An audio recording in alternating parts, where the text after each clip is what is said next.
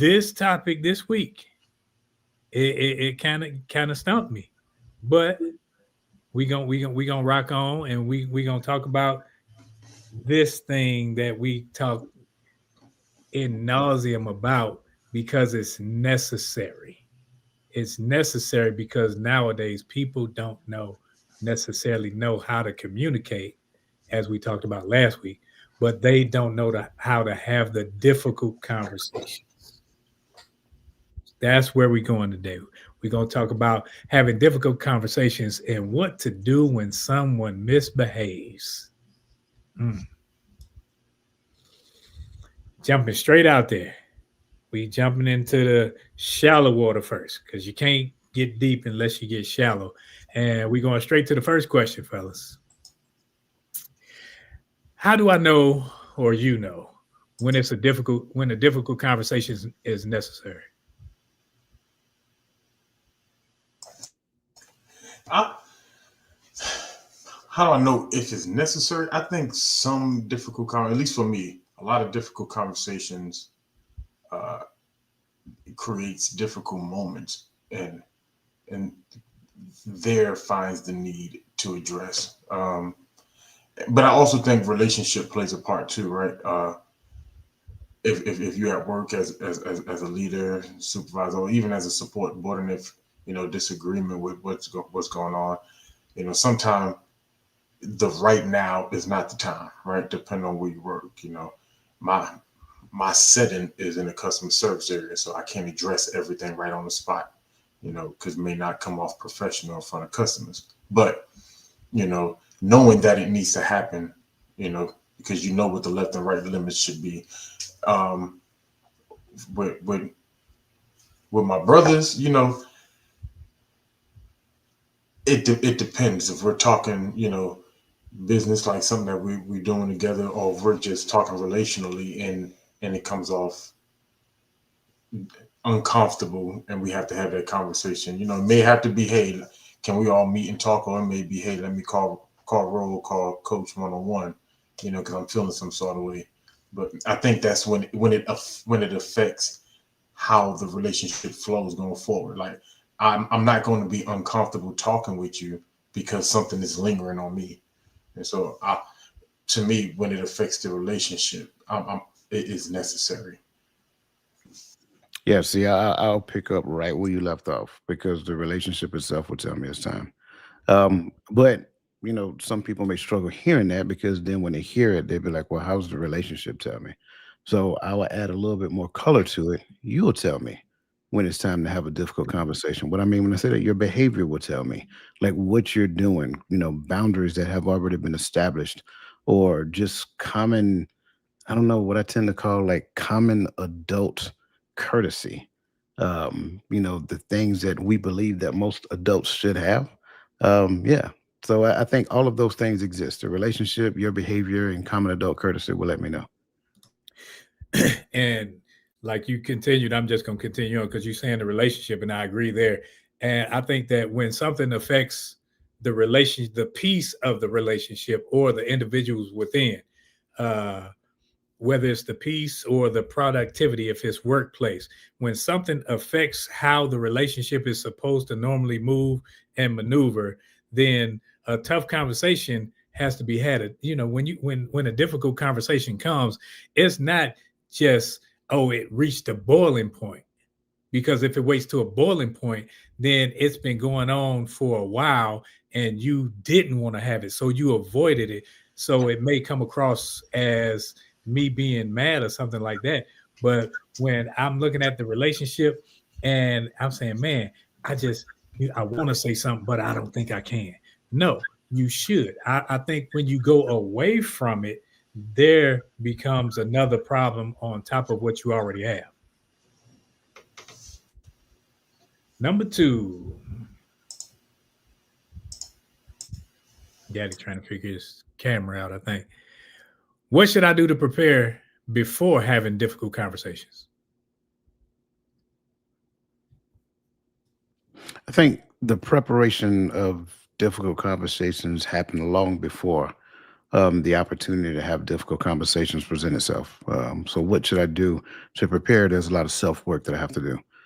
Being able to have those conversations to such a degree that points are being delivered in a fashion that it can be heard and understood. We don't necessarily behave like children, yelling and screaming and calling people outside of their name, right? But we have those conversations to such a degree that we're relaying the facts about what actually happened, and then we can actually go back and forth from there. So I think that's one of the biggest things. Do the preparation on yourself beforehand so that you can have the difficult conversation and recognize that in the midst of the conversation, the person I'm talking to is not an adversary. Like, we're in a relationship. That's why we're having this difficult conversation. In most cases, if we weren't in a relationship, would I really spend the time to have a difficult conversation with you? No, probably not, because I wouldn't be spending time with you at all afterwards. So do the work on yourself, right? Work on emotional intelligence, work on your ability to articulate clearly, work on regulating your emotions and all of those great things. And I think that kind of sets the stage for it. I love the emotional intelligence piece, because one of the things that I find common with difficult conversations, even especially when you're the person that decides, hey, we need to have this difficult conversation, is being able to receive the things you weren't expecting to happen, right? Um, and I say that because sometimes I may have it played out in my head. I'm coming to saying, this is I'm gonna lay this out. I'm gonna let them know, this is what the problem is, and then boom, you get hit with something you wasn't expecting in response that causes you to now take accountability, but you weren't mentally prepared for accountability to be taken on your behalf, right? So I'm there, well, I'm there overall with maturity, and so yes, it definitely starts with you. Um, I think there is now when I hear this term, initially I think of being being a leader in the military, like preparation for a difficult conversation. We call those 4856s. We call those a counseling session. And so yeah, this preparation that needs to be prepared, because when you're laying out paperwork on a professional side, have to make sure that the account is accurate. You have to go and get the facts. Don't just come spilling out things that you heard or things that you feel, but the facts must be on the table, because without the facts, that's an easy way to get blindsided or have the tables turned on you, because now you came to me with unfounded information and asking me to take accountability for something that did not take place. Yeah, and I like where you went with the 4856 counseling statements. And I think even in that realm, you clarify the goal in which you're trying to push forward. Like, you ain't just sitting down to be sitting down chit chatting. We're sitting down to have a conversation. So when it's a difficult conversation, hey, I need to talk to you about blah blah split. I'm not talking about chickens and what the tigers and lions and bears did. We're talking about this, being specific, so that we can actually, I don't want to catch you off guard. I don't want you, once I bring something up, you go into a defensive posture. Hey, I want to talk to you about this. And I like the emotional intelligence aspect of it, because some people consider themselves emotionally intelligent, yet they're always relying on their emotions when they communicate. So that can become an additional problem when trying to have difficult conversations. When you have two emotional people trying to have a conversation, it becomes an argument. So clarifying what's about to be spoken about, and also, if you're going into it knowing what you want to say, you might want to jot down some bullet points in your head. Might want to jot down some things. Yeah, I want to target this, because a lot of times when people have communication like that and it's difficult, they will, well, you did this or you did that, what about this, and what, no, no, no, no, we gonna hit this one first. And because any conversation, there has to be someone to lead it. And but what happens is sometimes we allow our emotions and our behavior to lead the conversation, instead of just going directly to what we're talking about, trying to get this to be the catalyst for what's being spoken about. Yeah, I like the fact that you brought in the 4856 as well. For those who don't know what that means, it's a counseling statement. It's pretty similar whether you're in the military, whether you're in civilian sector. It's going to some recalibration needs to happen. And let's be honest, we don't necessarily counsel. We don't only counsel for bad reasons as well. We counsel for good reasons as well, also. But there's a thing that governs that 4856 that we're about to talk, that counseling session that we're getting ready to talk. So there is an initial counseling that took place. That initial counseling, whether you're in the civilian sector, whether you're in the military, that initial counseling is the go-to when it comes down to any subsequent counseling or any subsequent performance evaluation that takes place. So as long as we talked about it in the beginning, and I'm stressing this point, as long as we talked about it in the beginning, I'm gonna say it for the third time. As long as we talked about it in the beginning, then that sets the conditions for behavior moving forward, that sets the conditions for our expectations of ourselves moving forward. And then when those counseling sessions happen, it's generally going to be in relation to you violating the agreement that we had in the beginning or you doing it really good. So I want to make sure I say that because I don't see relationships as being any different. The problem is that we don't necessarily have detailed conversations in the beginning. It's like you look good, you smell good, all that great stuff. We go together. That's it. I bought you a drink. Let's go. That's all it is, right? And so at the end of the day, now we're in a situation and there are no rules, there are no guidelines, there are no governing things that govern this relationship. And then when we do, we have to have this difficult conversation. One person says, I don't understand why, you're not understanding what I'm saying. And the other person's like, I don't even understand why this is such a big deal. Simply because you didn't have the conversation in the beginning. Exactly. And let's run over to the question. And we had a question in the chat. Miss Keys says, are emotions absent of conversations? I don't know if I understand, but what I'm understanding, no, because I think today, well, can be. I say that way because I think sometimes we think talking is conversation, right? And I think sometimes emotion can lead to word vomit and just random word vomit. You just spilling out all your emotions without making a point or getting to the point or leaving room to get to a conclusion. I think sometimes emotions can lead to that. But I don't think just organically emotions are absent of conversation. I think it can lead to a bad conversation, not just a difficult conversation, but a bad conversation.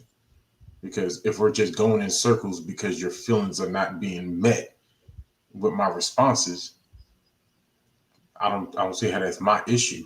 But it don't mean I'm not going to conversate with you. I'm just not going to tell you what you want to hear. Yeah, I agree. Before I respond, everybody hit that like button, please, and we greatly appreciate that.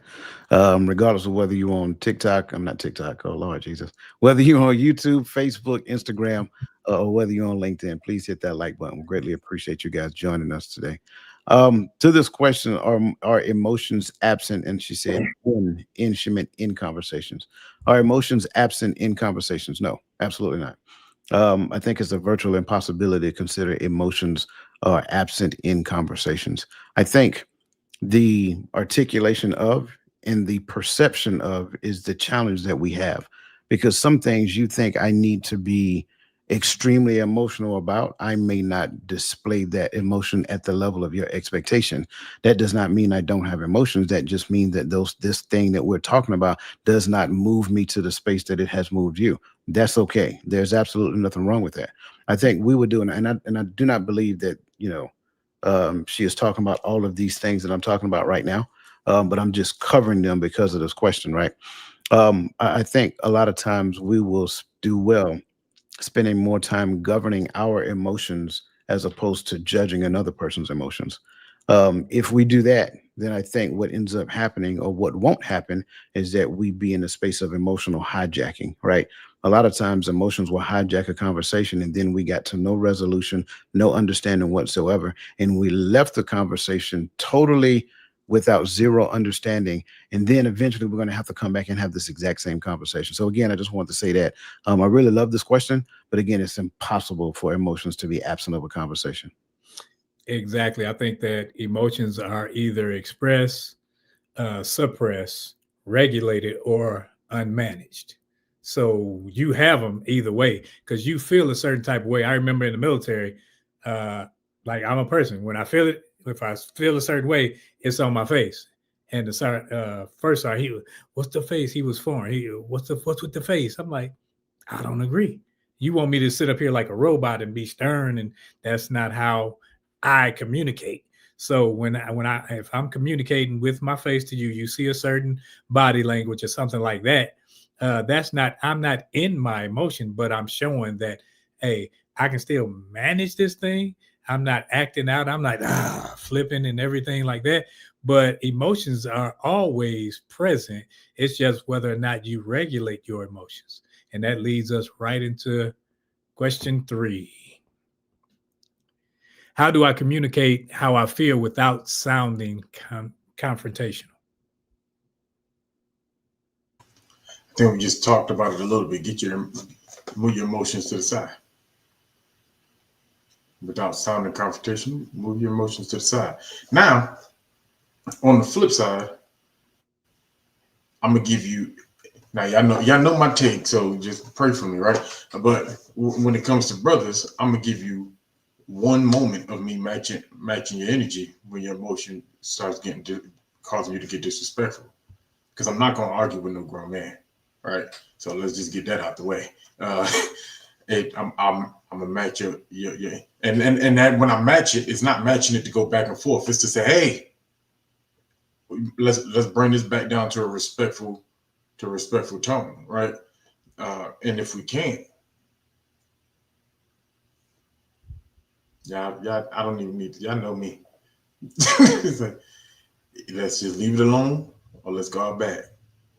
We got two options. But we could leave it alone and come back when you can regulate or control your emotions. Because now we've lost communication once we allow like, and I think I like the term coach used, which was emotional hijacking. When we allow the emotions to hijack the conversation, I think that's when it gets confrontational. Because you said something that bothered me, and emotionally I'm responding in a hostile manner because now I'm protecting my emotions. I'm not addressing the facts no longer.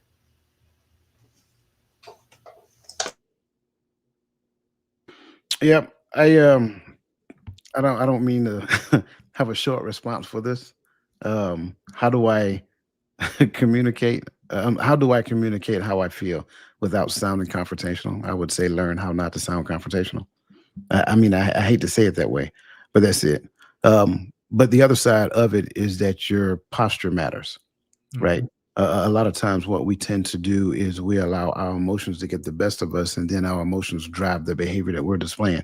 So, the posture that we're displaying in conversation actually matters. Also, the words that I'm using as well matters. Our tone matters. Using certain words when addressing another person actually matters. Those are all things of confrontation. That's why I said the person that you're talking to, they're not the adversary. They're the person that you're in relationship with. You need to keep that in mind the entire time that you're having the conversation. Let's be completely honest. If you're in a relationship with a person, 9 times out of 10, and I say it that way because there is that one time, 9 times out of 10, you did not give birth to that person. So there is no need to get excessively loud when talking to another adult. That's just how I see it. Now, when you do not be surprised if that person shows you that they have the ability to match energies with you. And then you realize that you find yourself in a situation that you may not necessarily want to be in. So I think it's important that we understand how not to be confrontational first. If I am not a confrontational person, then I can have communication without necessarily being confrontational and still get my point across. So that's just my point there. And I think when it comes to being confrontational, if I'm already in that state of being confrontational, I'm not ready to communicate. I'm not ready to have this conversation. or I feel attacked, or so now we go more into the feelings versus emotions. So now you have two people that are more they're butting heads rather than communicating. I think that how I can work on that beforehand is we got to be able to do the work on us. I think that's why over here we talk about communication a lot, because people know how to talk and they think they know how to communicate. Just because I can say how I feel, I can say what bothers me. But when something returns to them, it's like, oh, well, you can't say nothing to me, or you're going to little boy or little girl someone when you're talking to them. So you already, as I think Coach was talking about, you're posturing yourself as if I'm the teacher. You just sit here and listen, and you're talking to an equal. But so as to not do that, sometimes you just got to learn how to talk to people. Some people talk to people as if they are beneath them. Some people will talk to you. If you say anything wrong, you mess up a word or whatever, they target it and they, well, you said this. Well, you know what the heck I was saying. You knew what I meant. And then they want to focus directly on that word versus what I'm trying to convey during this conversation. And Lisa had a second part to that question earlier. Are we saying emotions are bad or good? And so I'm not saying that this was addressed to me, but I feel like it was addressed to It me. was, To my because you be tripping. and No, I'm just kidding. yeah, no, and not in a bad way, but that's why I jumped out there first on this one, because I'm just, when it comes to having a productive conversation, yes, I'm gonna say oh yes, she said bad over. She gave options, not a yes or no. Yes, I'm gonna say it's bad. I think sometimes, like for instance, there can be a chance to being too high, right? Because I know when we say bad or good, sometimes we're thinking of good emotion, bad emotion, but sometimes we can be too high on something that we too fast and create the wrong energy to get the not the response, but to get the end goal that we need. And sometimes you can be too low, right?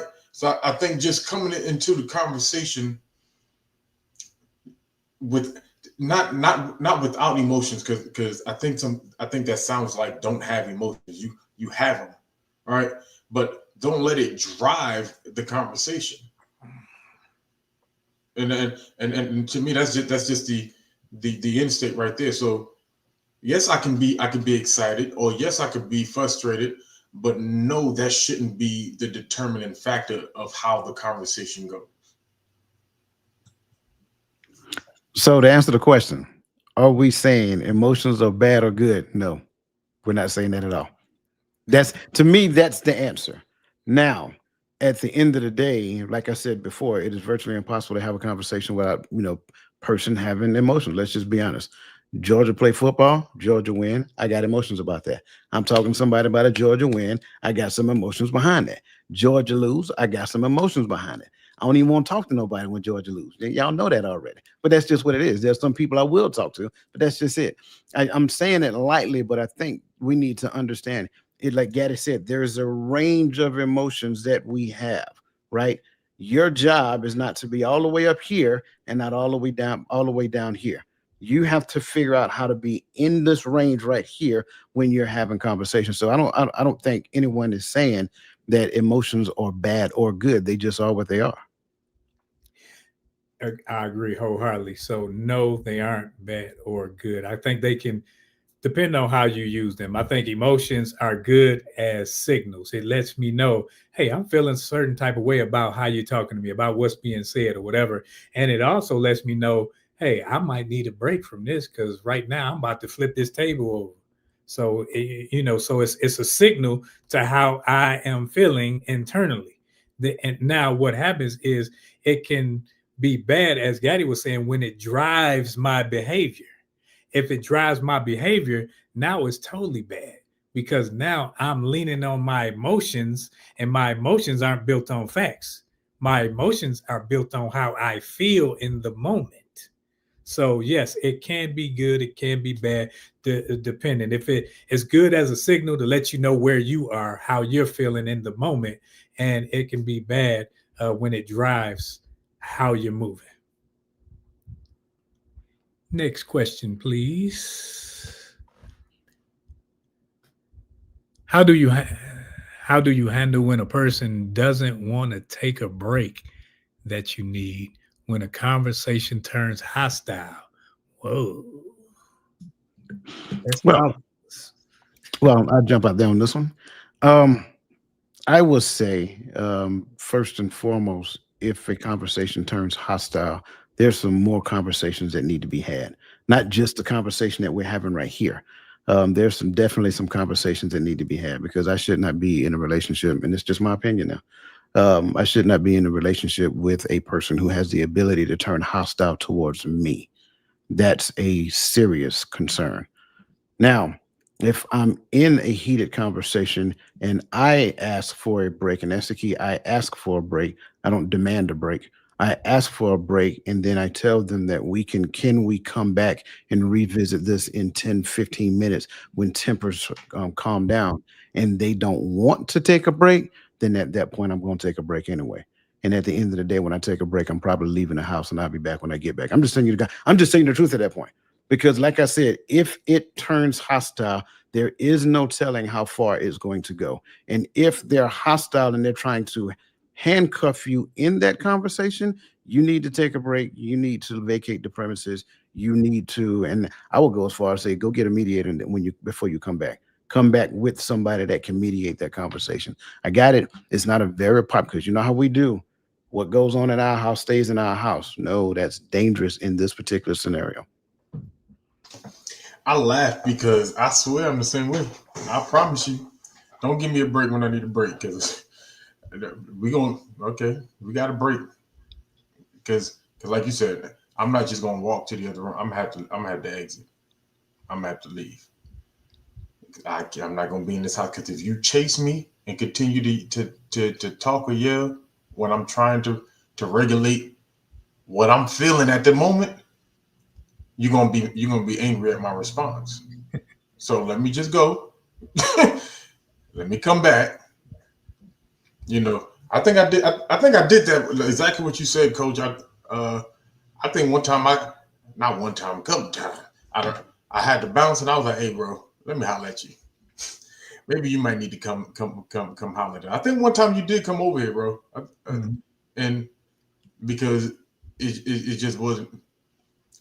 And and and and and and here's the thing, too. I would say this, you know, and Coach, you can correct me if I'm wrong. When you take a break, at least for me, I find this to be true. Let's ask the question: why do I need the break? Why is what was said triggering this emotion the way it is, right? And then how do I respond to that first to myself so that I can get back into this conversation? Because it's not going to change the fact that that's how they feel or that's what they believe happened or that's what they want to get across, because you took a break. That same statement is going to be there when you get back. And so why did that trigger me? Why did that take me to where it took me to where I need this break? I know for me, for some time, I just I don't like having conversations that I got to repeat myself because I'm making this statement or this point to what you brought out, and you're circling like I didn't, and you want me to just because you want me to give you the response you want. I'm not going to do that. So that to me, that's a triggering point for me when it comes to heated conversation. If you, I had NCOs who used to do that. If you want me to give you the response you want, just tell me what to say then. Right. I'm not saying I'm gonna say it, but yeah, like at this point, just tell me what to say because you're not gonna accept what I said. But I'm a big proponent and ask yourself why. There's one key word in this question, and I think it's key. It's hostile. Hostile to me is it begins at yelling, calling people out their name, things of that nature. But it doesn't end there.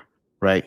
So that's the change in the conversation. If it's a difficult conversation, grow up, stay in the conversation, have the conversation, even though it feels uncomfortable. When you become emotionally flooded, then ask for a break and then come back and have the adult conversation. But just because it feels uncomfortable doesn't mean it's hostile.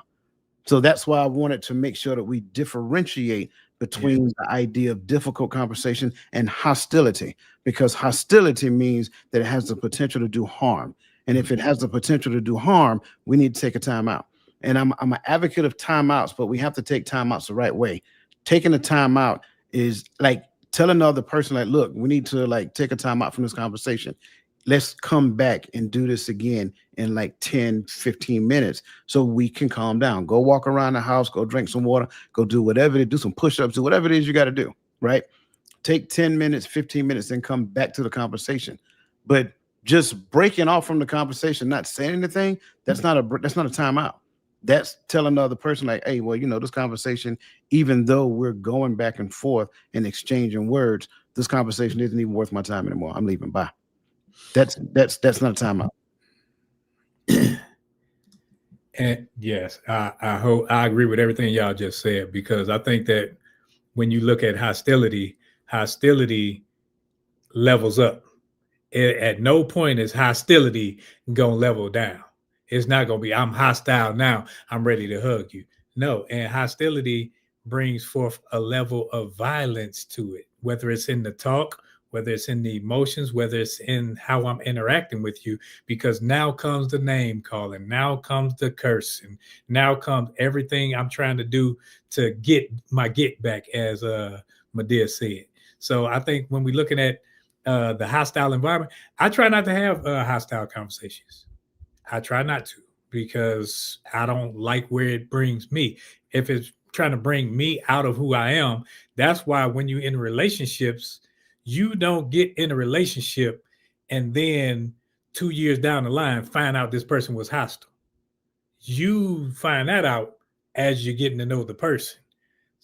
Don't come in here talking about, oh, he's so cute, she's so fine, and then next thing you know, you got this large circle under your eye talking about, but he loved me. Now he don't. He loved you twice last month. So no, that's not something that a relationship should have. I shouldn't want to put my hands on you. You should want to put your hands on me.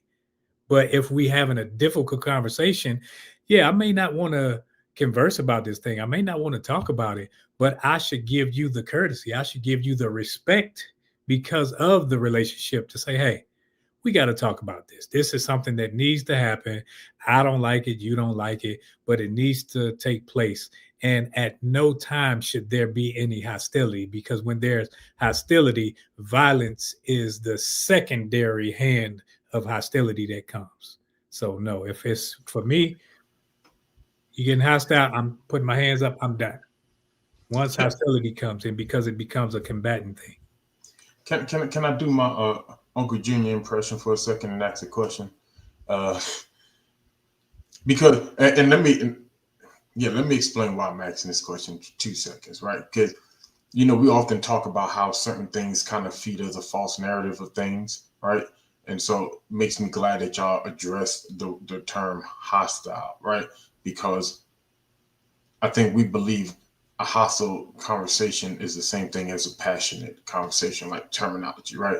Because we see on TV passionate conversations turn into just like this great love scene and everything just perfect for that moment because the passion was so high. Like it sounds stupid, but that's why I'm addressing it because to me it is, right?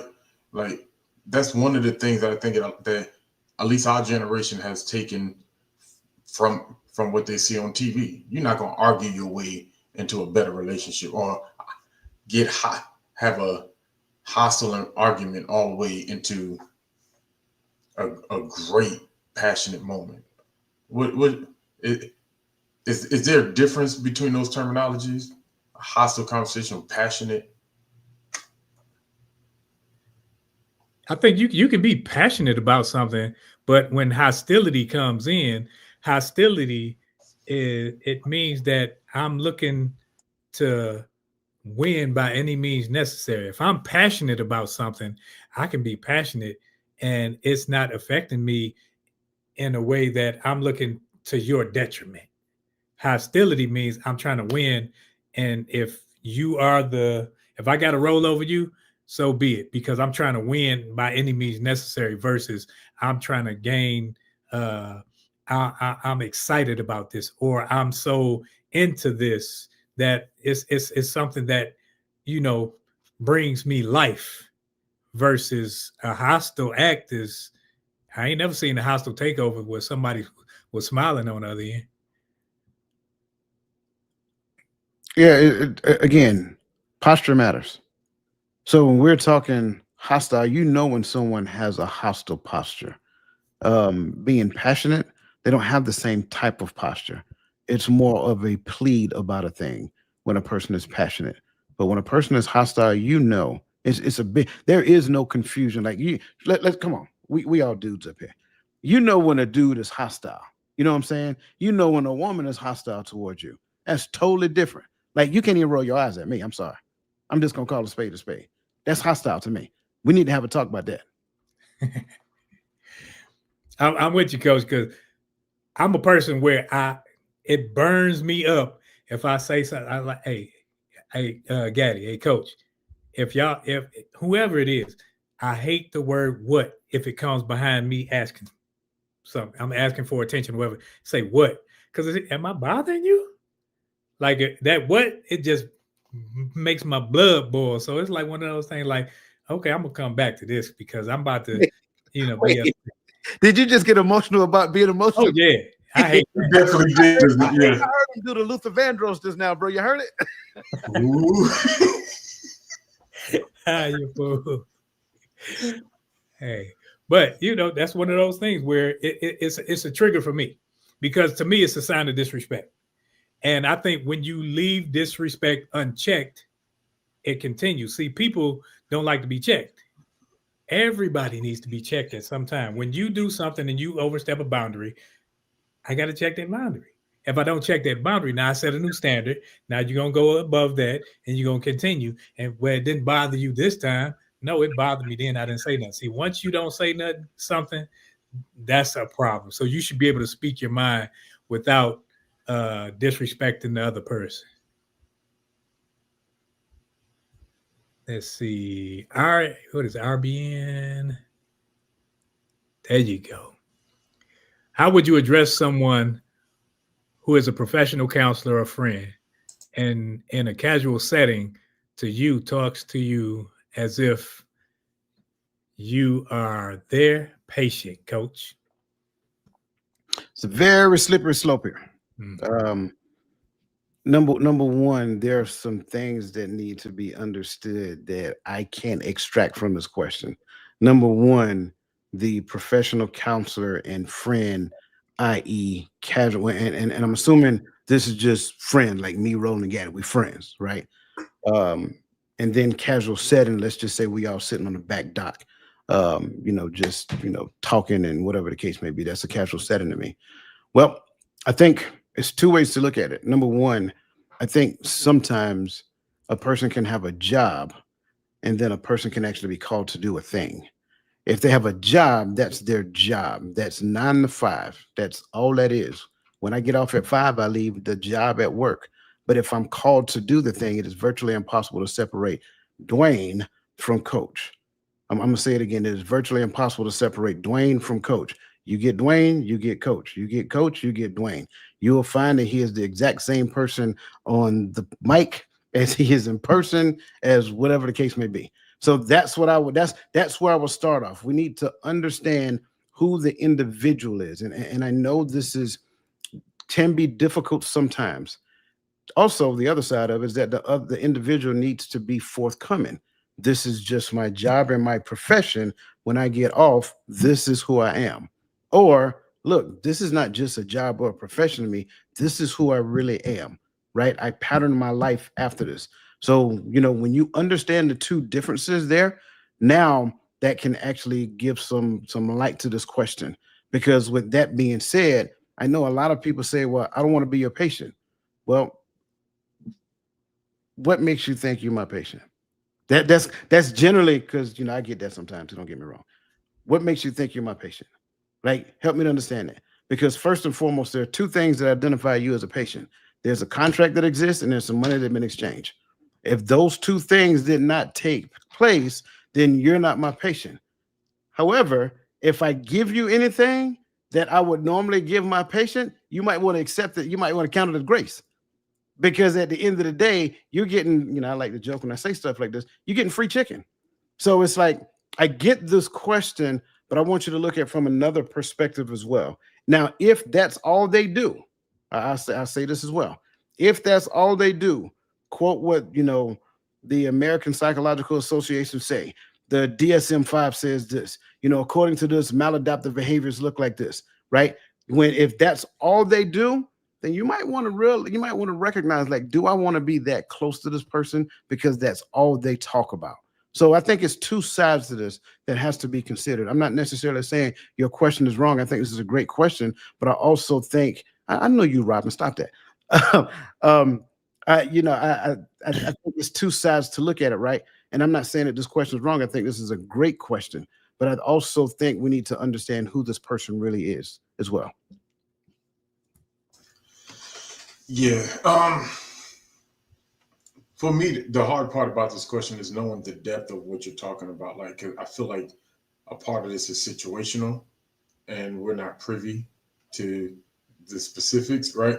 And so everything that we say is just free flowing and expect and I was about to say expectation, wrong word, and exaggeration, because we don't know what actually happened that caused this question, right? So in saying that, if coach start giving me professional advice, I'm gonna listen.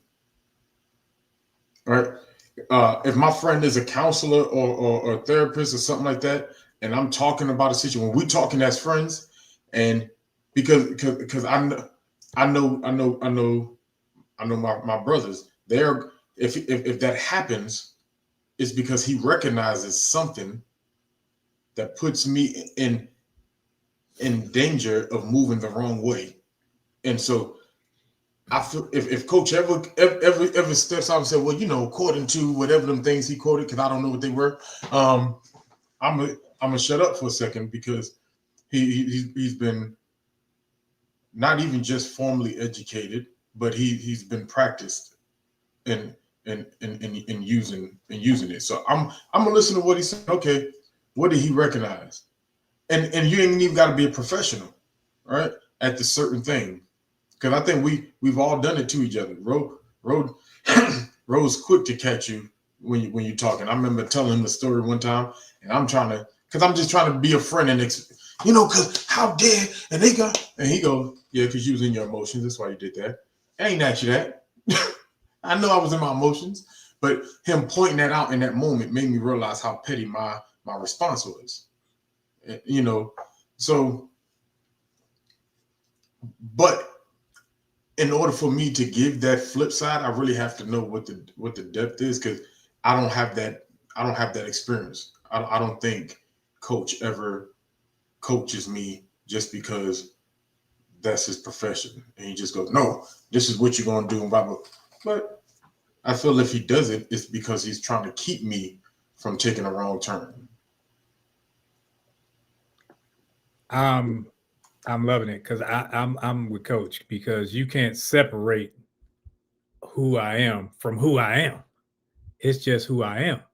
I think that some people have jobs, and I think one thing that I take to heart when people call me this, when they call me brother, I don't care about all that other stuff, sergeant this uh and the AP and all that other stuff. Yeah, you can call me all these titles, but when you call me brother, to me, that's relational. That says I care about what I say to you. I care about you. So when I give you something, it's from here. It ain't just me saying, okay, you got to do this because I'm this, whatever. I'm saying this because of the love that I have for the relationship that we have. So if someone is making you their patient, I can't really speak to that because it's a lot of information that's left out. So, but for those of us that look at the person and the calling being one, and we talk to people as such, that's where you got to say, okay, is the information valid? What they're telling me, and then hey, if coach giving me some information and it's free, I ain't got to sit up there and cash out. I'm gonna take that. I'm gonna write it down so I can remember for next time. Because the next time he might say, "Hey, you need to make an appointment." But if I ain't got to make no appointment because that's my guy, hey, I'm taking that to heart and I'm moving forward with it. Can I tell you, I love chicken, but something about that free chicken, boy, finger licking good. No, but just I would say this. I think about it like this, right? I don't know what your profession is, Miss Robin, but if I begin to have to speak and we're having a conversation, even if you just listen in here and we start speaking in the realm of your profession and we say something that may not be correct, as a professional, you're gonna respond with, well, actually, blah blah blah, and bring that correction forward. I look at it like that. So when we talk about not separating the person from the calling, but even from the profession, even from the job, like as a 42 alpha, I used to do that often. I hear people say, "Oh yeah, because by Ray, you gotta have no, don't do that. What you need is this, because you're about to set that soldier up for failure. You're gonna turn in some paperwork I'm gonna kick back. So this is what it needs, even though I'm not in my office and we just talking in the smoke pit or whatever. That because that's what I do, I'm not gonna allow bad information or bad behavior concerning that go forward. Oh, if that makes sense. I hope that. I thought Coach was about to say something for you. Okay. Next question, please. What do you do if the other person gets defensive during the conversation? One of the things I cannot stand, somebody did it to me a few years ago, and I don't think we ever even had a joking conversation because I don't, a certain level of petty that, when somebody say, "You mad?" Well, don't antagonize me. Because I promise you, like, the level I'm gonna go low to respond is gonna be so. So I'm just gonna exit the conversation, like. But it says what to do, not what not to do. But if someone get defensive during the conversation, I think that is my thing. I'm very careful at that point not to become an antagonist. I'm going to identify it because and I'm starting with the baseline coach set out. We have a relationship. And that's the most important element in this whole ordeal. That's the reason we're having the conversation. So I'm careful not to damage the relationship on the way to the goal of this conversation. So once you start getting defensive or whatever, I'm gonna kind of draw back and let you sit with it, because I feel like, and I'm only speaking for me. Let me say, when I get defensive, it's for one or two reasons. It's because it's right, or it's because I feel like you're attacking my character unjustly, and I'm really not finna fight you over my character. I'm just not gonna let you continue to demolish it. So I will give you time after I feel like you're defensive, because maybe you feel attacked for a reason and you need to sit on that, and then come back so we can address. Because if there's a small possibility that somebody brought an issue to you and it's true. I think that's something that we all got. Nobody ever thinks that I'm the problem, but role coach might say, "Hey, Gaddy, we need to talk," and what they say just might be true. And sometimes that's the reason why I feel attacked, and I need to address that. Very unpopular response. I'm gonna stand right there at the door and keep knocking on the door. Most people get defensive when they are protecting a stronghold. If you are unaware that you are guarding a stronghold, then you are going to keep guarding it. So at that point, when you get defensive and then I go the other direction, right, and allow your defense mechanism to work, then that stronghold remains. But if I stay right there where I was at, where that defensiveness started, and I start asking you questions about your defensive posture, now you have the opportunity to learn something about yourself. If you take the opportunity to learn something about yourself, then you can actually recognize what that stronghold is, and then we can grow from that. However, if you continue to be defensive about being defensive, then I realize that you're not ready to grow based upon the awareness of that stronghold that you are still trying to protect. And then whatever we have at that particular point, I recognize that this is a lane that we can't go now, because what I'm not going to do is keep fighting against you for something that you are protecting. Now, again, if we're in a relationship, and I got to keep saying this, which means that we actually care about one another. That's what people in relationship do. And this is all relationships, right? If you are trying to protect something and somebody kind of knocks on the door of that thing and you're like, what? Right? Keep knocking. Because now it's like, well, why did you respond in that manner? What happened just now? So now again, they have the opportunity to learn. And if they are, at that point to where they're ready to reveal it, open it up and let the gates down, then they have a golden opportunity to overcome that stronghold that they may have been protecting for years, and nobody cared enough to stick around and help them go through it. Hmm. I like what you guys said. I think you acknowledge their feelings. Don't sit up there and placate it. Don't sit up there and blow past it. I don't think you leave the conversation. Some people would just leave, and as Coach said, that could be a defense mechanism to make you get out their face. I think you stay focused on the issue. See, some people will focus on the behavior right then. Stay focused on the issue, not the reaction, and then redirect the conversation back to what we talking about. We talking about this. We're not talking about that. This is what we're talking about. I'm not attacking you. This is see, don't match energy. If me, I'm thinking I'm the person which I may be emotionally intelligent. That means that when you act a certain way, I don't have to match your energy. I keep my energy because my energy says, okay, I'm still focused on the issue. I'm still talking about the conversation, not about your feelings, not about you being emotional. I'm talking about the issue at hand. And that's where, because if you avoid it or whatever, and I've done it, I'm sure everybody has at some point where you didn't want to talk about something. You're like, I don't want to talk about it. And you buffaloed your way through and nothing ever was solved. But during this time, hey, that's when you got to press forward. Press forward about the issue, not about your feelings, not about your reaction, but about the issue. Because I'm gonna bring you out of that feelings thing, because that's not what I'm talking about. I'm talking about this right here, and stay there. And then the person can see, okay, yeah, I was overreacting, or I did do this because of that. And then that's where growth comes. And that's where growth comes within the relationship, because now it's like, okay, he called me out on my bull crap. He didn't even let that slide. So that's with that question. Make sure we don't have.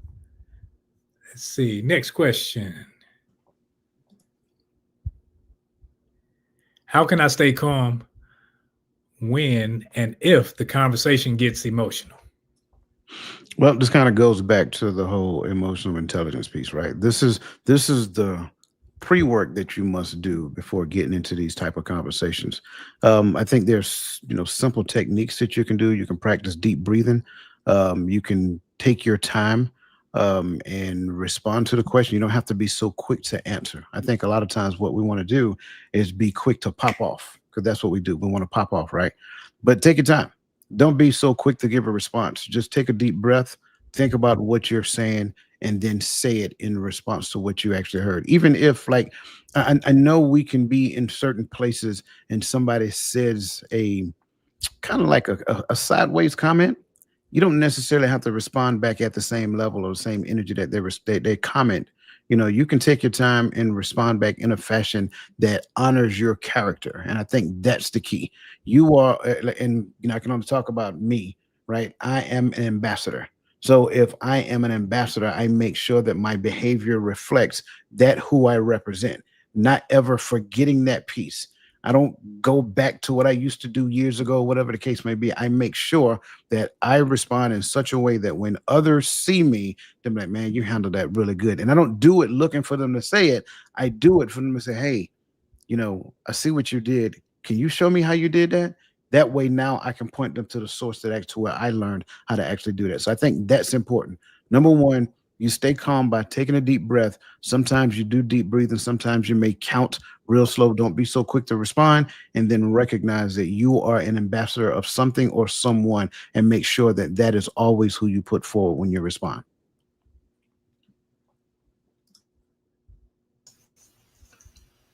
Man, I love that. And I'm gonna steal that word because I was going that direction.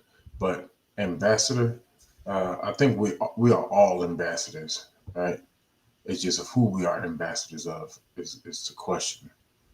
And the scary part is you may not even know who you're an ambassador of, but your actions will show, right? So I think it is very careful that we handle people carefully, right? Because you got emotional, don't mean I need to get emotional with you. It doesn't mean that I need to because you got hostile. And I think, like you said, hostility don't grow hostile. But even if you get hostile, don't mean I have to get hostile with you. I can keep my temperament. I can stay. I what we say even kill. I can stay in that even kill space and not allow you to take me to another level. That's a choice. That is definitely a choice. And so you got to keep your mind on the goal, keep your mind on the relationship. And I'm one of those. And here's the thing for me: if I make a decision uh, that I'm not going to not going to continue this relationship, I'm going to discontinue. We're going to have the conversation is real short to me. I don't have. I don't really because what am I looking for? Am I looking for you to convince me not to? Because there's a reason why I got to that conclusion. I'm going to express that with you. Like, hey, this is where I'm at. I think it's time for me to move this way, by however it goes. And I'm not gonna go here. Well, you should have. Well, if why are we gonna argue and sever, you know, whatever cordialness we have? Why can't we go our separate ways and keep it calm? You know, and so I think that goes back to that maturity level. So I'm gonna keep I'm gonna keep my eyes on whatever the goal is, on whatever the prize is, on whatever the relationship. What's the importance of this conversation, and I'm gonna move accordingly. And I think that I've been accused by people who were in their emotions that I'm too nonchalant. And I'm like, you don't want to see me chalant. Like, because I've done work, I've had therapy, I worked on my little anger issues, and now it's like, man, I'm like, and I'm thinking, hold up, you're saying I'm nonchalant because I'm not matching your energy. Because I like to keep things calm and talk. I don't like to get hyper. I don't like to. It's not a sport. It's not a sporting event or anything like that. It's a conversation, and in the conversation, I want to be heard. I want to listen, and I want to articulate what my thoughts are. You want to articulate what your feelings are. You want to articulate how you feel in the moment of what I did, this, that, and other. If we're talking about an issue, let's talk about said issue. And if I'm trying to stay here, don't sit up there and try to drag me over here and think that it's going to be a good thing if I come over there. So I think that when we say how does one stay calm, I think you do the pre-work, as Coach said. Because if you don't do the pre-work, you're liable to be toxic. You're liable to be volatile. You're liable to be hostile. And when you're liable to be all those things, the relationship is liable to not flourish because damaged on each end because you throw some damage, I throw some damage, I'm throwing darts, you're throwing darts. Now it's like, hold up, when we supposed to be speaking in psalms and hymns, we speaking in cussing, we're speaking in threats, we're speaking damaging behavior, and it damages not only the relationship but everyone around that's in the vicinity of said relationship, whether that be children, whether that be friends and co-workers. It's all damaged by how, because people are like, oh, I can't say nothing because this and that, and people see those things. Yeah, I mean, I'm on board with that. First and foremost, let me give a shout out to Miss Robin. We greatly appreciate you. Greatly appreciate your support on this channel, and for everybody who is listening. Any donations that are given to this channel, it actually is recycled back into the channel so that we can continue to give you the support that we actually do. So again, thank you, Miss Robin, and you'll greatly appreciate it, and continue to come. We greatly appreciate having you here. So I like that. I like what everybody's saying. I also seen somebody said that, everybody's entitled to feel how they feel. And that's a true statement. Um, everybody is entitled to feel how they feel. And what we have to do is really understand what our emotions are and what they are supposed to do. I think a lot of times we believe that if this person feel a particular type of way because I watch Georgia football on Saturdays, then I have a responsibility to do something. No, I appreciate the fact that you shared with me how you feel. I understand. And I believe that's how you feel. I understand. Okay. But I'll talk to you when the game go off. Like I think too many times, and I'm not saying that that's what they meant, but I think too many times we hear it as a blanket statement. So a person has a feeling about a thing, now that means I must do. No, that's not what that means. That's not what that means. And if you don't believe me, go to work on Monday and tell your supervisor, say, I feel like I shouldn't have to work the rest of the week and still get paid for the week. Yeah, you there? Work out. Okay. And see how that works out.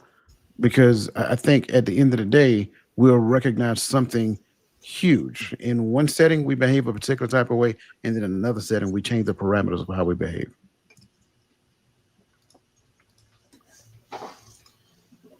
Oh yeah, I like that. I'm with y'all. I'm with y'all right there. Let's roll right into the next one.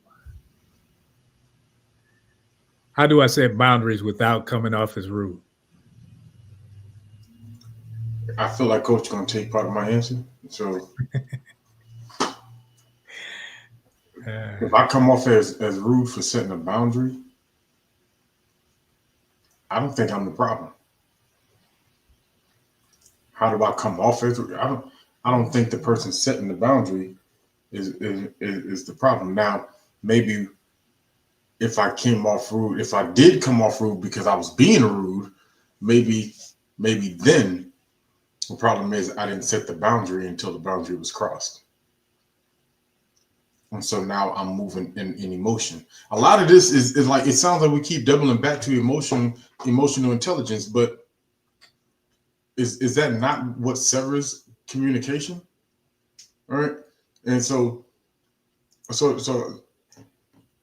I'm rude when I tell you not to speak to me or not to do this or whatever the case may be, because like we said, we didn't do the pre-work.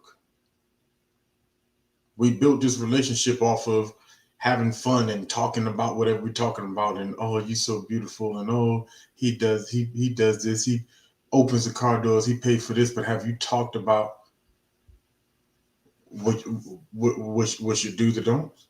Have you talked about what your boundaries are? Have you articulated this thing in the beginning? And if it's your first time setting a boundary, why are you being rude with it? Why are you being aggressive with it? It's the first time you said it. How can I have an expectation of you not crossing the boundary? I'm learning, especially dealing with a lot of young soldiers daily. I am learning. Some people weren't taught what I was taught. If I'm handing you something, I'm handing it to you. I'm not going to place it on the counter and expect you to pick it up and then hand it back to me. The devil is a lie. You put something on the counter, I'm going to put it right back on the counter. But they look at me as rude. But that's because they weren't we weren't taught the same thing. Like the things that our fathers told us was disrespectful is common behavior now. And so maybe there's a bridge that needs to be gapped in order for us to have these expectations. Until then, you have to set those boundaries and be clear about it. But if I'm setting my boundaries and I'm being clear and that just comes off as rude, I don't believe I'm the problem. Yeah, just don't be rude, man. I mean, I'm not trying to be funny and not trying to kick a dead horse here. But how do I set boundaries without coming off as rude? Do not intentionally be rude, right? I can't be like perspective and perception matters, and I can't control your perceptors. That's just what the truth of the matter is. So if I'm not intentionally rude and I have no malice when setting boundaries, then me coming off rude may be like Gaddy said, that might be your perception of what's going on, probably because I'm setting boundaries. That might be the problem. It may not necessarily be the way it's delivered or the fact that I am being assertive when talking about boundaries, right? Assertive is not bad, right? So it may just be the fact that I'm setting boundaries and you may not have been accustomed or been in a relationship with somebody established boundaries. And some people don't like people being assertive or direct. Some people, oh, you were rude when you said that. No, I just told you what you weren't going to do to me or how you weren't going to treat me. And they think, oh, you can't tell. Yeah. Oh, I can tell you what you're going to do with me. I can't tell you what you're going to do with nobody else. But to me, and people think that's rude when you are direct. People think it's rude when you're straightforward. But they always say they want somebody straightforward until they meet somebody that's straightforward who knows who they are. So when a person is direct, take them for what they say. Take them for their word. That way, when they're setting the boundary, say, "Hey, don't do this to me." They saying it in a nice fashion. Whether they say it nice and passive and sweet, or they, "Hey, don't do that no more. I'm letting you know. Don't cross over this threshold no more, or else something comes on the other side of that. And I'm trying to keep you on this side. So if you stay on this side of the boundary, we cool. But once you do it again, it's like you have no respect for the relationship because you've shown that my boundaries and what I have to say adds no relational value to you because you disrespected it. So when a person speaks a certain thing, that's for them and for you two to stay in right relationship, it's not against you, it's actually for you guys to stay together so that you won't offend them. So if a person is thinking it's rude, then that person should be the one looking within and saying, man, what is wrong with me that I look at this as rude simply by that person speaking their mind or saying how they want to be treated. Next question. What steps should I take when someone crosses a boundary that I've already communicated? Uh-oh, backhand. Nah. I'm joking. I'm joking. Um, Again, this is where the conversation comes in at, right? This is where we are completely honest and upfront about the boundaries. Like we talked about those boundaries. You knew the boundaries. You knew what it was. So at some point, I need to understand something. Was this like a bad decision that you made, which we tend to call mistakes, or was this intentional? Because at the end of the day, I think a lot of times we tend to overlook overlook some things, right?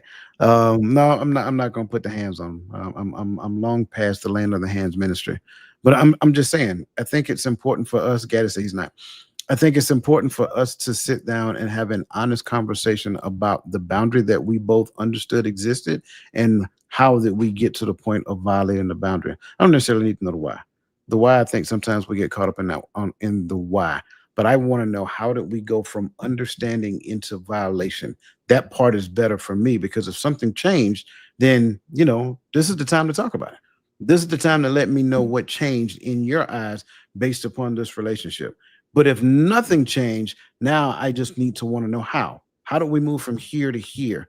Did was something more enticing in this particular moment? Whatever. I don't know. But I think It's important for us to have a conversation to reestablish the boundaries that we previously established, or if we need to, adjust some boundaries, which I mean that's a whole other conversation. But if we need to make some minor adjustments to boundaries, let's do that as well. But definitely have the conversation after the boundaries have been violated. Question in the chat. Miss Keys said, "Can boundaries be weaponized?"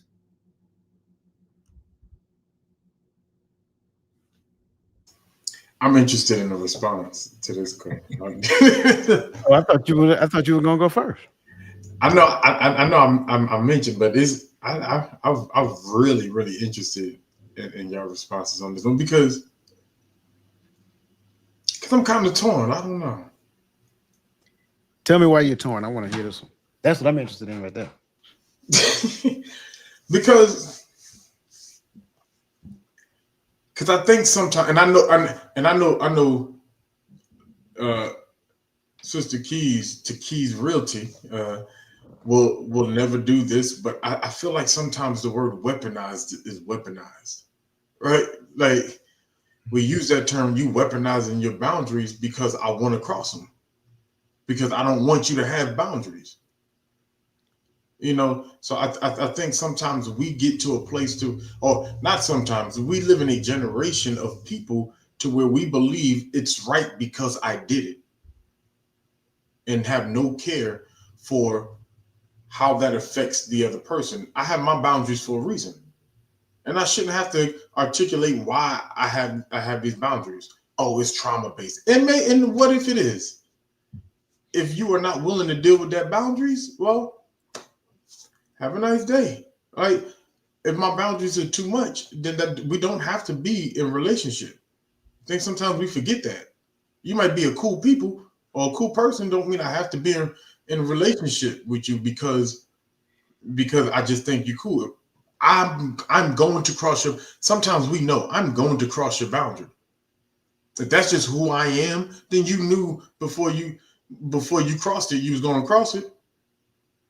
But on the other side, I don't know why, but I just feel like someone can some people can habitually set boundaries to control people, not to protect themselves or not for this, because they want to control the behavior of people around them. Give me an example. Exists. So give me an example. I'll give you an example. You see this, Ms. Robin. See, this is what I'm be talking about right here. See, but an example of that, we were speaking on it earlier. But sometimes I've seen where a husband has said, "You can't question me on that."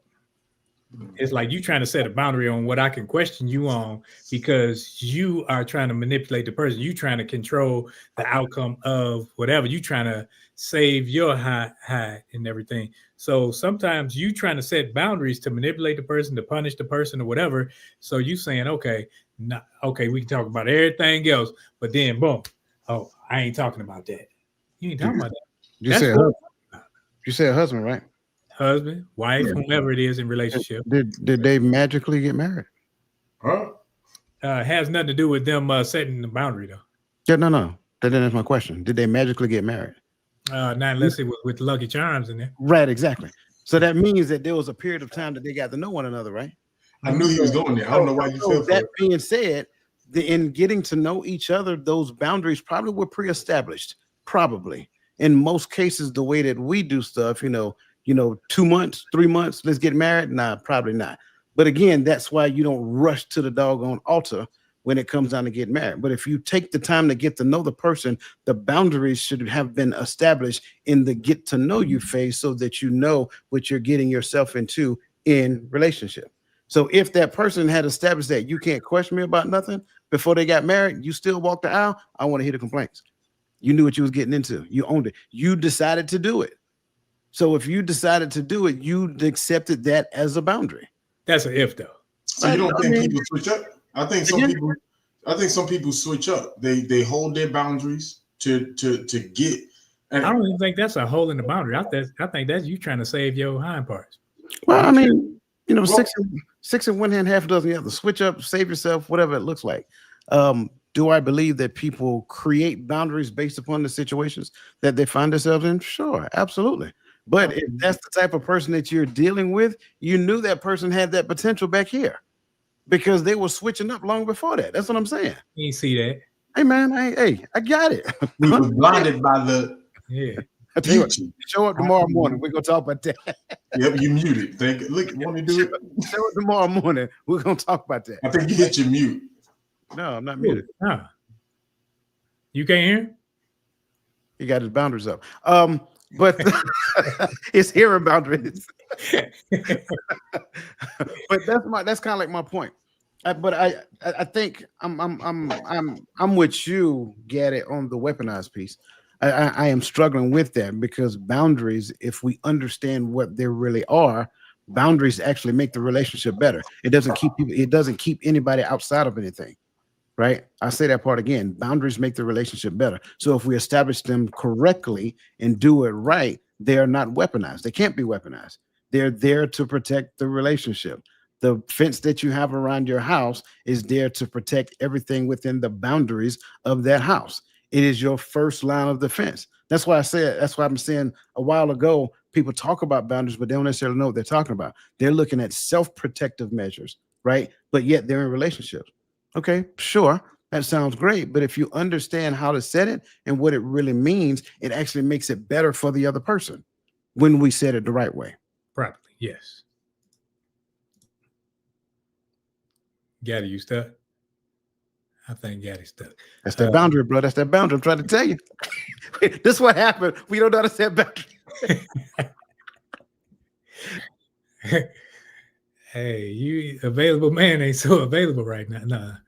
Anyway, next question. How do I handle someone who tries to guilt trip, manipulate, or twist the conversation? Man, again, this is one of those things, right? Guilt trip, manipulate, you know, how we say gaslight, all this other great stuff.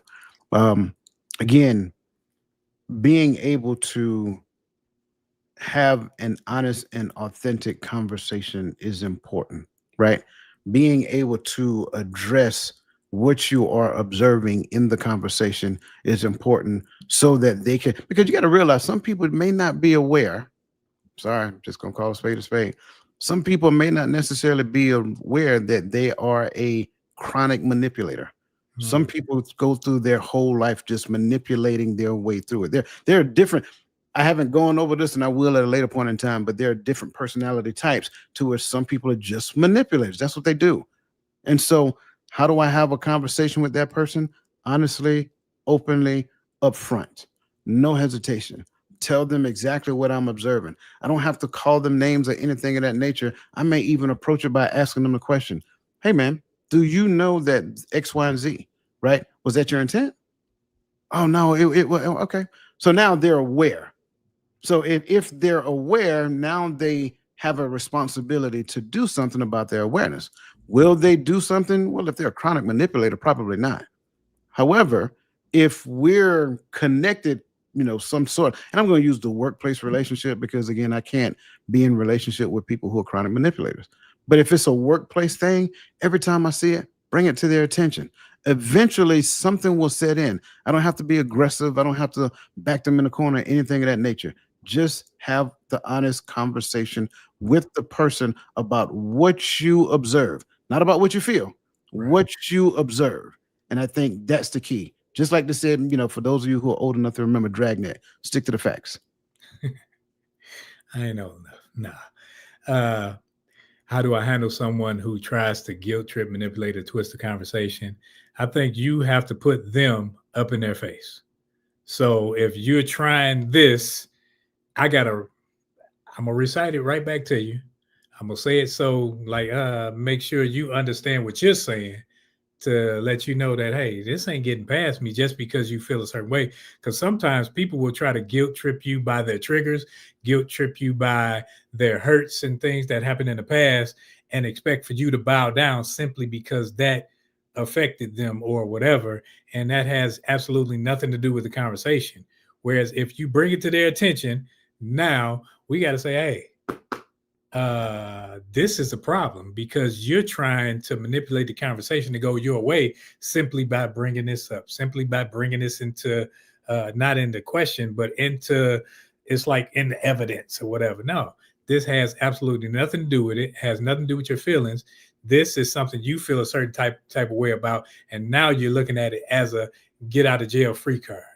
No, we're gonna deal with what's on the table, and then this right here, I'm letting you know I see it, so you won't be able to bring this back into question again. Let's see. Next question. I think we already answered that question. I think that was a question that B Sweet asked. Very similar Yeah, to. definitely. That's not last though, is it? Is it? No. What's after this one? That's it. That's the last one. That's it. Man, I like this conversation because I think it was some things, especially when it comes to conversation, should be put on the lowest level so that you don't have to think about this and this. It's just, it's right here. It's plain and simple, easy to read. It's like one of those books that you read at bedtime, easy to read. It's not so scholastic that you got to go look up certain words and things of that nature, but it's something that you can say, man, I need to implement this into my life. So as I or Gaddy or Coach was saying anything, it's like, man, this is regular talk where these things I can add it in my life that they can build how I communicate with my loved ones or anyone that I'm in relationship with, to where now when we communicate, we actually communicate and we aren't just talking. What say you, Coach? I agree. I think we go through life a lot of times, and you see it when it comes down to communication. You see it when it comes down to relationships, what have you. And you're not necessarily taught that at a younger age. In fact, a lot of times you pick up a lot of bad habits because you've seen Big Mama them talking and so forth and so on. And Big Mama cussed out everybody that came in the house, making too much noise and leaving her door open, letting all that air out the house. So you pick up those things, and then you go out and hang out with your friends and all kind of stuff. And so you grow up with all of these bad communication habits. And then you get into the workplace, and then all kind of other stuff. So it's like learning how to become a better communicator. And I have this old saying, I'm sure somebody else said it before. Everybody think there's a good communicator until they meet a good communicator. That's the known fact. You recognize that, oh my goodness, I have not I've been like controlling every conversation I've been a part of. Yeah, you have been. So stop trying to be so important. Be quiet and listen. Listen more than you talk. That's the important thing.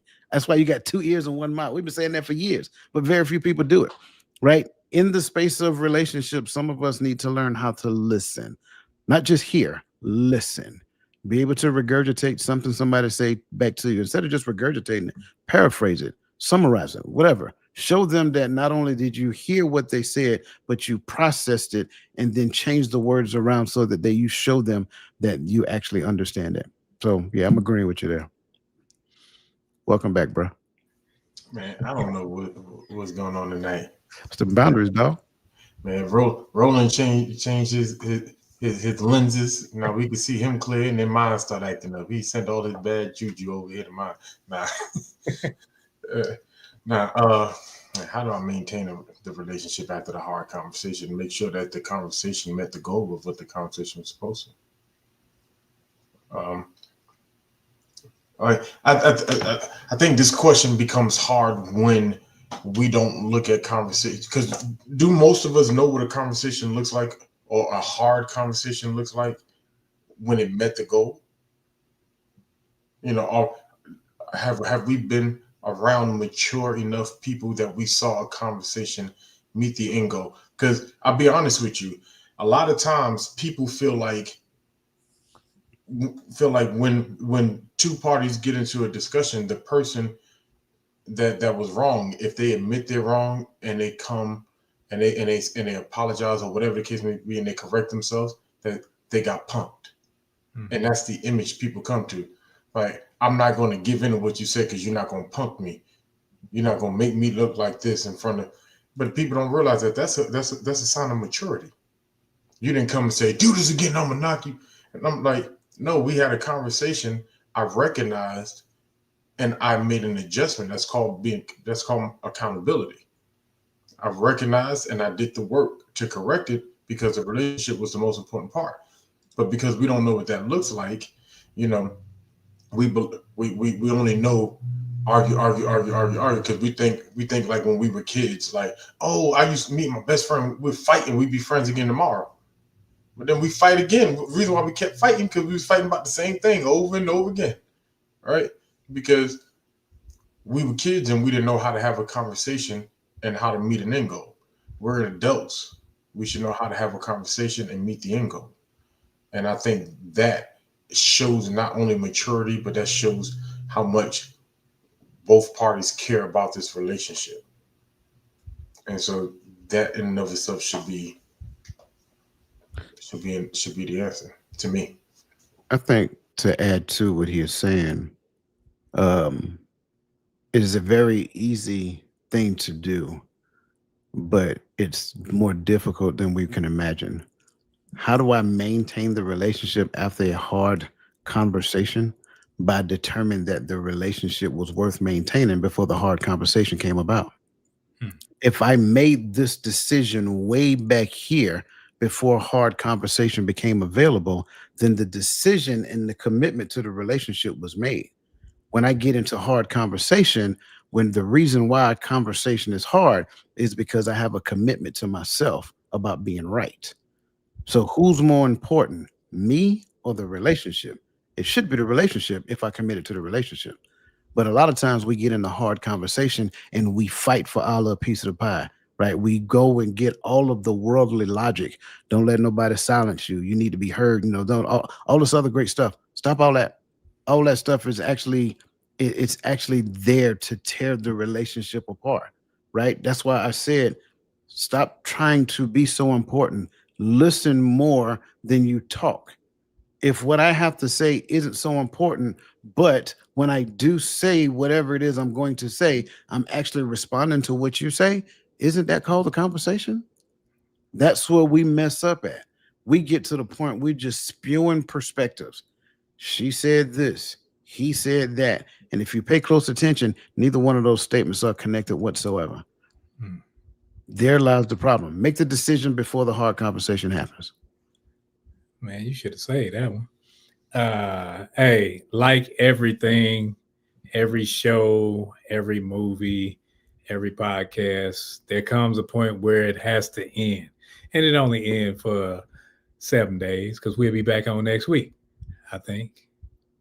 But right now, we are finishing up with our final words and we going to close this thing out. We going Gaddy, Coach, and then myself, and then we'll bid you adieu.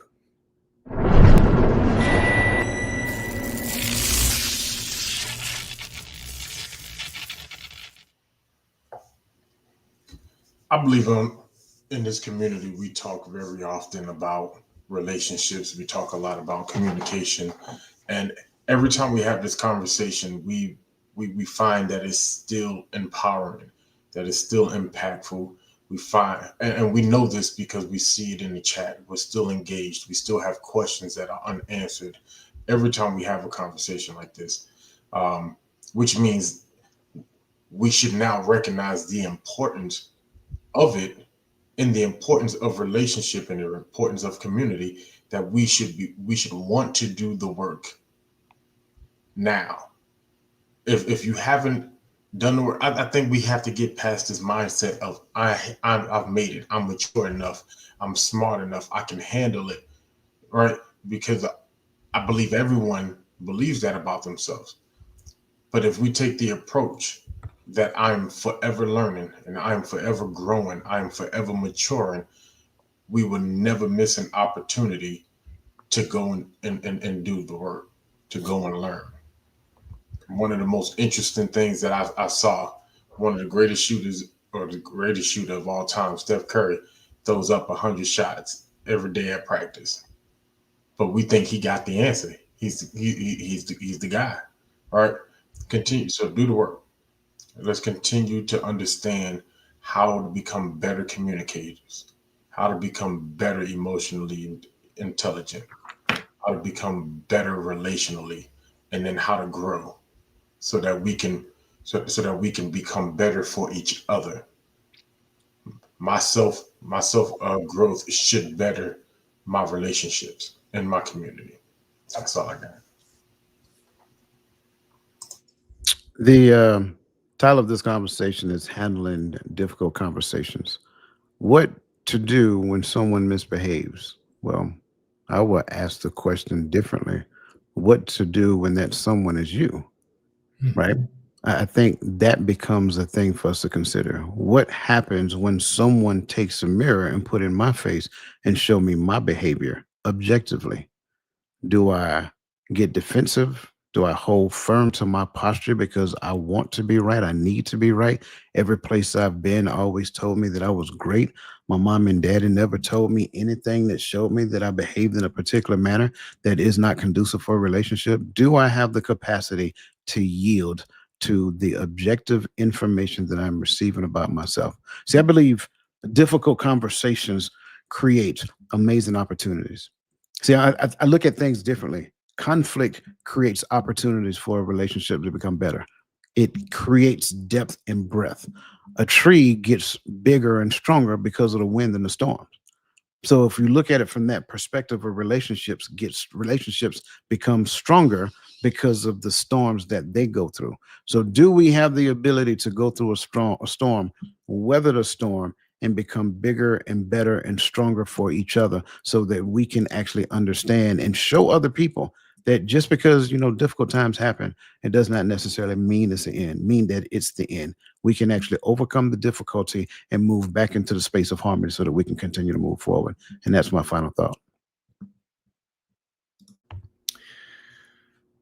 Handling difficult conversations. I think that's one of those things where first, before you even start to think about handling a difficult conversation, you need to handle the conversations in here and in here. Because until you can regulate yourself, you aren't even ready to handle or even attempt to attack uh, conversations that are difficult because you always lean on the side of being right. You always lean on the side of, I gotta have my way. So when we're looking at difficult conversations, first do the work within, and then you can actually have the conversation to where you realize, like, man, as I think Coach was saying, that mirror is there where I can see where I am, not where I was, where I am, because I'm not perfect in this. I'm not right all the time. So sometimes there has to be a checks and balance to say, man, okay, let me look in the mirror to see where I'm wrong or where I could have been taken wrong. That way, I'm not looking at it as I'm up here because when the difficult conversation comes, am I looking to say, what do I do when someone misbehaves? Or as Coach said, am I misbehaving? Because sometimes it can be me misbehaving, not that I'm pouting or complaining or whining, but I'm misbehaving in avoiding the conversation, in avoiding the honesty, and avoiding what needs to take place so that we can either grow our separate ways or grow together so that the relationship can flourish. So I appreciate this conversation and my brothers. That's all I had today. Thank y'all for showing up once again. You added much value in the chat, and we love it. We want to make sure that you know what's going on in the community. On Tuesdays, got Coach's Corner. On Fridays, you have us here. Tomorrow morning, 10:30 Eastern, we will be right back here. Right back here. I ain't got no glasses on because those glasses been bothering me all night because I can't see out of them for some reason. I got to get my other ones again. But this was a great conversation. I appreciate you, brothers. I appreciate Nick D for holding us down. And until next time. Matter of fact, Sunday, who is it on? One of y'all. Okay, there we go. Sunday on TikTok. We'll be on Gaddy's platform. So make sure you show up because I'm sure he'll have something that is definitely mind boggling for us to uh, attack and challenge us to be better on each and every day. So until next time, see y'all later.